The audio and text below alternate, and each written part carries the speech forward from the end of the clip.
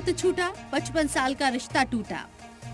और इन्हीं तस्वीरों के साथ मिलिंद मुरली देवरा ने साफ कर दिया कि कांग्रेस से देवरा कुनबे का 55 साल पुराना रिश्ता खत्म हो गया है।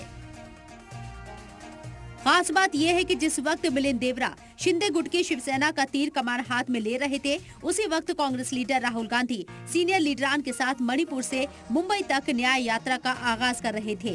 मिलिंद देवरा मानते हैं कि यहाँ से वो मुल्क की तरक्की के सफर में अपनी हिस्सेदारी बढ़ाएंगे। आजचा दिवस माझ्यासाठी खूप इमोशनल आहे। मी खूप भावुक आहे। मी काँग्रेस सोडेन असं कधीच वाटलं नव्हतं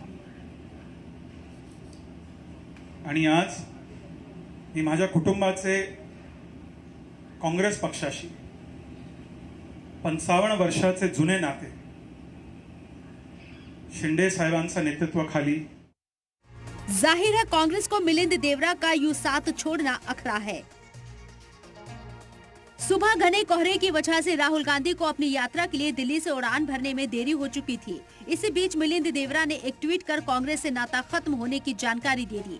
इसके बाद से ही कांग्रेस के सीनियर लीडर ने एक एक कर मिलिंद देवरा पर जुबानी हमला बोल दिया।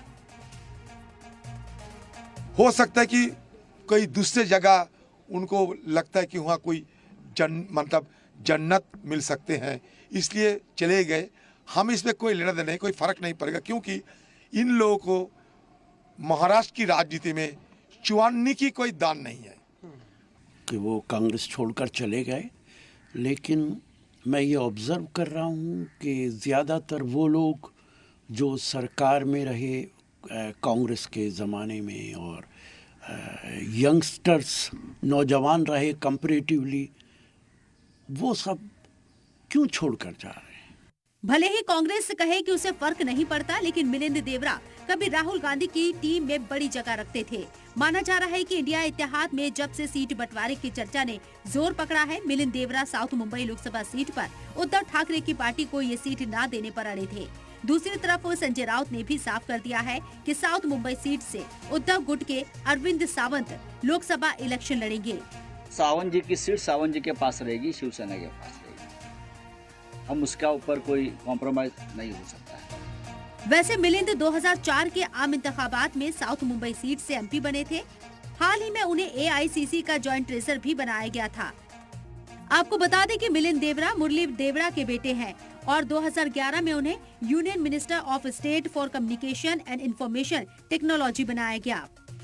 ये इत्तेफाक की बात है कि जब जब राहुल गांधी भारत की यात्रा पर निकलते हैं, कांग्रेस का कोई ना कोई बड़ा लीडर उनका हाथ छोड़ देता है। इससे पहले भी गुलाम नबी आजाद ने कांग्रेस की भारत जोड़ो यात्रा शुरू होने से 11 दिन पहले पार्टी से इस्तीफा दिया था। आजाद ने 26 अगस्त 2022 को कांग्रेस की प्राइमरी रुकनियत से इस्तीफा दिया था और यात्रा की शुरुआत 7 सितंबर से हुई थी। और अब जब आज न्याय यात्रा की शुरुआत होने से पहले ही मिलिंद देवरा ने भी कांग्रेस छोड़ दी। एनसीपी ने मिलिंद देवरा के कांग्रेस छोड़ने पर उन पर तंज भी कसा। बीजेपी थोड़े दिन में कांग्रेस का मेन नाम बीजेपी होगा, लेकिन कांग्रेस के ही लोग होंगे इसमें। जबकि बीजेपी मिलिंद के कांग्रेस का दामन छोड़ने को अलग तरीके से देखती है। देखिए, कांग्रेस में बिछड़े सब बारी बारी। अब कांग्रेस पार्टी पर देश की जनता को तो यकीन नहीं है, देश को यकीन नहीं है। अब कांग्रेस के जो पुराने कार्यकर्ता हैं, जिनकी पीढ़ी दर पीढ़ी कांग्रेस में रही, उनको भी लगता है कि ये वो कांग्रेस नहीं है जिस कांग्रेस में वो काम करते थे और उनको वहाँ न्याय नहीं मिल सकता। देखा जाए तो कांग्रेस में कलह वक्त वक्त पर जारी रही है। तो सवाल उठता है कि 2024 में क्या कांग्रेस बड़ा कमाल कर पाएगी या फिर हाथ मजबूत करने के लिए इंडिया इत्तेहाद के साथ बड़ी स्ट्रेटेजी बना कामयाब होगी। ब्यूरो रिपोर्ट, सलाम टीवी।